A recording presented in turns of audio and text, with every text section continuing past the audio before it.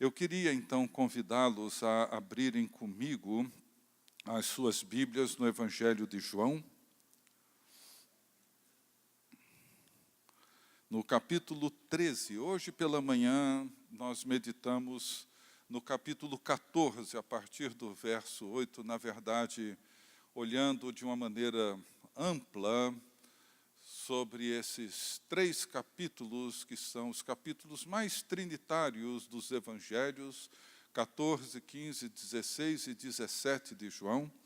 Mas eu agora à noite gostaria de refletir com vocês sobre uma passagem um pouco anterior a esse capítulo, começando no verso 13, no capítulo 13, verso 23, e seguindo até o 14, no verso 3. Diz assim a palavra de Deus, palavra de Jesus: Filhinhos, ainda por um pouco estou convosco, buscar-me-eis, e o que eu disse aos judeus também agora vos digo a vós outros, que para onde eu vou, vós não podeis ir. Novo mandamento vos dou, que vos ameis uns aos outros, assim como eu vos amei. Assim também vos ameis uns aos outros. Nisto conhecerão todos que sois meus discípulos, se tiverdes amor uns aos outros. Perguntou-lhe Simão Pedro: Senhor, para onde vais? Respondeu-lhe Jesus: para onde vou, não me podes seguir agora. Mais tarde, porém, me seguirás. Replicou Pedro: Senhor, por que não posso seguir-te agora? Por ti darei a própria vida. Respondeu Jesus: darás a vida por mim? Em verdade te digo, que jamais cantará o galo antes que me negues 3 vezes. Não se turbe o vosso coração. Credes em Deus, crede também em mim. Na casa de meu pai há muitas moradas, e se assim não fora, eu vou-lo teria dito, pois vou preparar-vos lugar. E quando eu for e vos preparar lugar, voltarei e vos receberei para mim mesmo, para que onde eu estou, estejais vós também. Esse é um momento tenso, um momento de despedida. Os capítulos 13 em diante de João são conhecidos como as conversas de despedida, conversas do cenáculo, onde Jesus se reúne com seus discípulos no sobrado de algum lugar no centro de Jerusalém para ali celebrarem a última Páscoa. E naquela noite de quinta-feira, Jesus, depois de celebrar a Páscoa, cear com seus discípulos, ele entra noite adentro, dando as suas últimas palavras. Essas palavras carregadas de emoção, carregadas de profundo sentido e significado. Depois de 3 anos convivendo, andando, participando da vida de Jesus, ouvindo as coisas extraordinárias que ele ensinou, vendo os sinais maravilhosos que ele fez, chega o momento agora da despedida. Então nós podemos imaginar a tensão, as emoções, os sentimentos confusos, diante dessas palavras um tanto enigmáticas de Jesus, dizendo para os seus discípulos: agora eu vou. E para onde eu vou, vocês não podem ir. E uma pergunta que surge para nós diante dessa expressão, diante dessa fala de Jesus é: o que significa para nós, para mim e para você, seguir a Jesus na sua ausência? Jesus não encontra-se presente entre nós como esteve com seus discípulos no primeiro século na Palestina, e nem como estará conosco quando ele voltar. O que significa para nós sermos seus discípulos e seus seguidores num tempo em que nós não o temos aqui entre nós, não podemos vê-lo, não podemos presenciar os seus grandes feitos, ouvi-lo dizer as coisas que queremos e desejamos tanto ouvir. O que significa ser discípulo para Jesus nesse momento?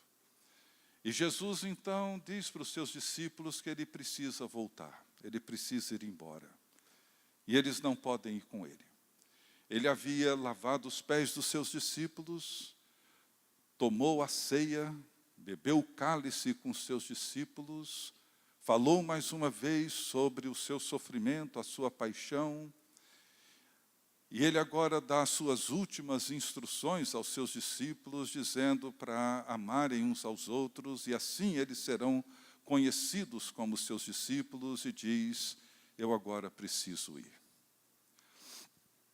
Se nós fôssemos judeus, e se vivêssemos no tempo de Jesus, talvez essas palavras de Jesus não soariam tão enigmáticas para nós.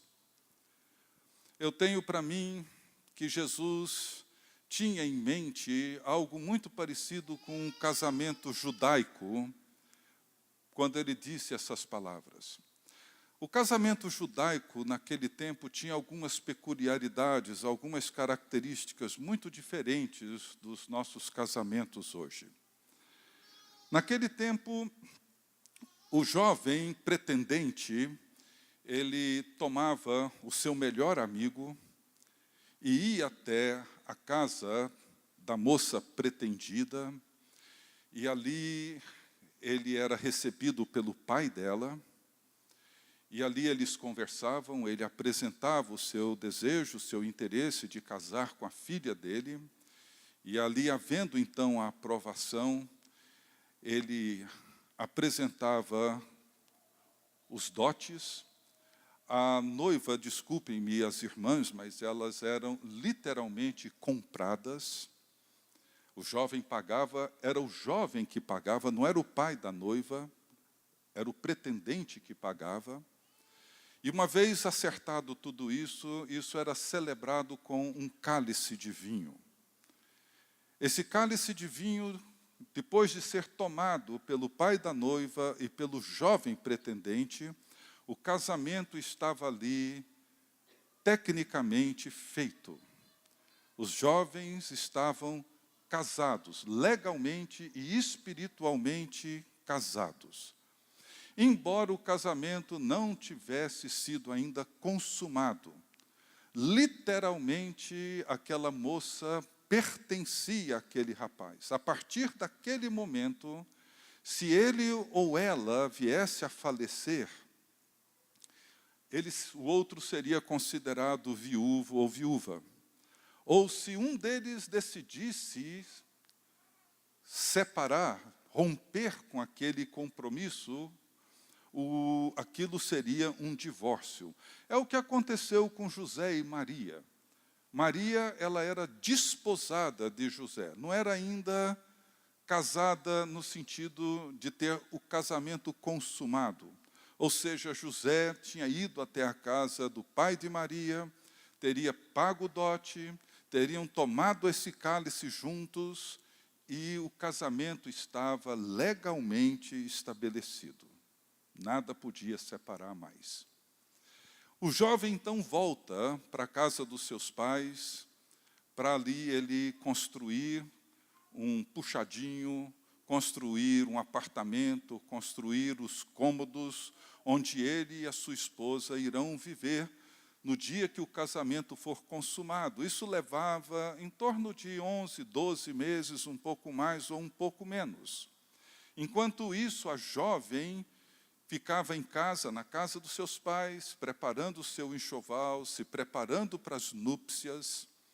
Depois desse período, com a casa construída, tudo pronto, numa noite em que o jovem não avisava, ele saía agora na companhia de todos os seus amigos, com tochas nas mãos, no início da noite, e entravam pelo vilarejo, e os jovens, as crianças, saíam pelas ruas gritando: o noivo chegou, o noivo chegou, o noivo chegou. E isso chegava até a casa da noiva, e ela ali então começava a se aprontar, a colocar suas vestes nupciais, as suas amigas se juntavam a ela, e quando o jovem então chegava na casa dela, já não era mais o pai que iria recebê-lo, mas a sua jovem amada que vinha com as vestes nupciais. Então ali ele a tomava para si. E essa era a palavra. Ele a tomava para si. E ali agora, na companhia de todos os seus amigos e de todas as amigas dela e seus familiares, eles voltam cantando em júbilo para a casa da família do noivo. E ali, após uma rápida saudação, eles entram para os aposentos nupciais e ali o casamento é consumado. A jovem noiva, só depois do 4º dia, é que ela se junta aos convidados e a festa dura uma semana. Durava 7 dias. Agora eu queria te convidar a usar um pouco a sua imaginação e ler as palavras de Jesus. Jesus, ele toma um cálice e toma com seus discípulos. E nesse cálice, Jesus está dizendo para os seus discípulos, o dote foi pago. Eu vim e eu paguei o dote com a minha própria vida, com o meu próprio sangue. E Jesus toma esse cálice. E aí ele se volta aos seus discípulos e diz, eu agora volto para a casa do meu Pai. Eu vou ali preparar lugar para vocês. E quando tudo estiver pronto, eu voltarei e vos tomarei para mim mesmo, para que onde eu estou, estejais vós também. Vocês estão conseguindo criar essa imagem? Jesus é o noivo. Ele fez um longo caminho e nos tomou como sua noiva. Pagou o preço, pagou o dote requerido para nos ter como a sua noiva amada. Nós somos dele. Eu e você pertencemos a ele. O casamento foi feito. Nada pode desfazer. O pacto foi selado. Não existe chance de divórcio. Não existe chance alguma desse casamento se desfazer. Jesus diz para os seus discípulos, vocês agora são meus. Eu sou o noivo e vocês são a minha noiva. Eu agora vou para a casa do meu Pai. E ali eu vou construir o lugar onde nós viveremos. E quando tudo estiver pronto, eu volto e vos tomarei para mim mesmo. Nós vivemos hoje entre o noivado e o casamento. Entre o noivado celebrado, firmado com Jesus, e o dia em que esse casamento será consumado, quando Jesus voltar. Nós somos a noiva de Jesus, vivendo a antecipação do dia em que nos encontraremos com o noivo e seremos plenamente e eternamente dele.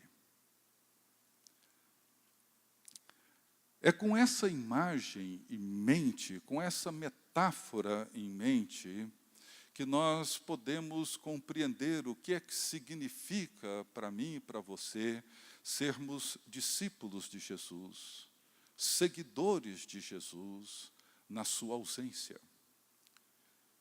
Ele não está aqui presente entre nós fisicamente, como ele esteve com os discípulos na Galileia. Ele não está aqui presente conosco como estará um dia quando ele voltar. Mas ele um dia tomou o cálice e fez uma aliança conosco. E ele disse, vocês são meus, e eu sou de vocês. E eu um dia vou voltar. e vos terei comigo para sempre, porque vocês são a minha noiva. Se nós temos essa imagem bem clara, se conseguimos capturar esse cenário de uma maneira bem clara, nós podemos compreender, experimentar, viver uma série de realidades profundas, espiritualmente ricas, para a nossa caminhada de fé, para a nossa jornada espiritual. Primeiro, se essa imagem é clara para mim, se eu consigo capturá-la bem, isso produz em mim, produz em nós, um senso de segurança, de pertencimento, que faz com que nós vivamos a vida da fé sem os sobressaltos, sem os sentimentos de abandono, de incertezas tão frequentes e tão comuns entre nós. Muitas vezes eu vejo cristãos, homens, mulheres, comentando alguma coisa do tipo ausência de Deus, abandono de Deus, esquecimento de Deus. Isso não existe. Para quem se vê como a noiva amada de Jesus Cristo, por quem Ele pagou o preço, tomou o cálice da aliança e disse: vocês são meus, eu nunca irei abandoná-los, vocês nunca se perderão, vocês são eternamente meus. Isso cria em nós um senso de segurança e de pertencimento fundamental. Uma das grandes marcas da nossa civilização, da nossa cultura, principalmente uma marca afetiva, é a insegurança, o não pertencimento. Pessoas que não se sentem suficientemente amadas, não vivem com segurança, porque vivem à espreita de alguma traição, da possibilidade de perder, seja no trabalho, seja nos relacionamentos, seja na amizade, seja onde for. Mas quando nós entramos nesse mundo para dentro do qual Jesus nos convida, nós já somos, não seremos, já somos a sua noiva, já somos essa pessoa amada, por quem Jesus entrega a sua vida e diz: nunca, jamais te abandonarei. O que nós mais precisamos hoje é viver esse senso de segurança e de pertencimento. Como o casal de Cantares, quando com segurança ela diz: eu sou do meu amado, e o meu amado é meu. Segundo, se nós temos essa imagem bem clara diante de nós e capturamos esse cenário, essa metáfora de uma maneira bem rica diante de nós, nós teremos uma compreensão do que significa fidelidade, lealdade. Nós somos a noiva de Jesus Cristo, já pertencemos a Ele. Por que haveríamos de trocar a segurança desse amor eterno por uma aventura qualquer? Nós podemos viver hoje, no mundo que nós vivemos, com fidelidade, com lealdade total, plena, absoluta a Jesus Cristo. Eu me lembro os meus últimos 6 meses de noivado, enquanto eu aguardava o meu casamento no dia 1º de julho de 78, eu fui para Brasília no início do ano, e eu tenho até hoje comigo as cartas. Naquele tempo a gente escrevia cartas. Escreve, coloca no envelope, passa um selo, vai até o correio, entrega, leva 2 dias, a pessoa recebe, lê, escreve de volta. Eu tenho todas elas. Todas elas. E essa antecipação, essa expectativa do dia em que nós iríamos consumar o nosso casamento.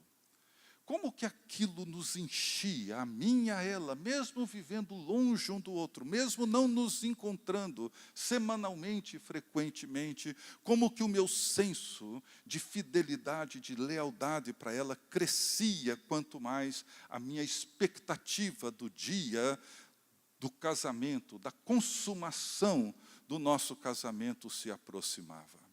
Não era difícil para mim ser fiel a ela, nem para ela ser fiel a mim. Não havia nenhuma luta, nenhum conflito interno. Estávamos seguros. E tudo o que fazíamos é para dar ao outro a segurança do pertencimento e a segurança de que éramos fiéis um ao outro. Quando eu tenho essa imagem diante de mim e ela cria em mim essa expectativa desse encontro, ser fiel a Jesus é prazeroso, transformador. É uma experiência rica, impressionantemente rica. Em terceiro lugar, isso cria em nós, em mim e você, se capturamos essa imagem, deixamos ela bem clara diante de nós, ela cria em nós um sentido de esperança. Não estou falando de otimismo, eu estou falando de esperança. Da esperança de que algo real, glorioso, majestoso está por acontecer. E vai acontecer. Jesus vai voltar. Nós vamos nos encontrar com Ele. Seja com a sua volta, seja no dia em que Ele me chamar, nos encontraremos com Ele. Essa esperança de que Ele foi, mas Ele volta. Que Ele prepara lugar, que Ele estará para sempre conosco, para estar conosco, ao nosso lado, em nós, para sempre. Isso produz em nós um sentido de esperança, que nos liberta das ansiedades, das inquietações da nossa vida, que muitas vezes nos torna prisioneiros de uma limitação do tempo e do espaço, onde nós olhamos para frente sem consciência daquilo que nos espera. É como se nós vivêssemos ou nos esforçássemos para viver o presente de forma a negar o passado e a viver ansiosamente em relação ao futuro. O que Jesus faz ali é fazer com que o passado seja acolhido e que o futuro seja cheio de esperança. O passado é o fato de que na cruz do Calvário Jesus selou esse pacto. E eu sou dele, e ele é meu. E eu olho para o futuro, e nesse futuro ele vem e me toma para si. Nos toma para si, e seremos eternamente dele. E por fim, eu poderia listar outras possibilidades com essa imagem em mente, mas ficando nessas 4, por fim, nós podemos entender um sentido de intimidade. Hoje me preocupa a maneira como muitos cristãos falam de intimidade com Deus. E me parece, às vezes, até que esse conceito de intimidade tem um certo sentido erótico. Não há nada disso. A intimidade é essa relação, esse desejo de estar próximo, esse prazer em ouvir a voz, essa alegria da companhia, essa satisfação que a alma adquire quando abrimos as Escrituras e podemos ali ouvir Deus falando conosco, Jesus se dirigindo a mim e a você. De poder me voltar para Ele em oração, adoração, louvor, reconhecendo-o como o amado da minha alma. Essa intimidade que se revela na alegria, no prazer da presença, da comunhão, de ouvir, de contemplar, de silenciar e ouvir os sussurros da sua voz, nos consolando, nos orientando, nos ajudando. Esse prazer, ele cresce. Essa intimidade torna-se real. Segurança, fidelidade, esperança, intimidade. Nós somos a noiva de Jesus. Essa é a expressão que a Bíblia usa, uma delas. Jesus não encontra-se mais presente entre nós. Ele realizou na cruz tudo aquilo que era necessário, tudo. Absolutamente tudo. E ali ele tomou o cálice. E o casamento foi feito. Nós somos dele. Já somos dele. Mas vivemos esse tempo entre o noivado e o casamento. Ou como alguns usam essa expressão, entre o já e o ainda não. Entre o casamento já celebrado, mas ainda não consumado. O reino de Deus já manifestado, mas ainda não consumado.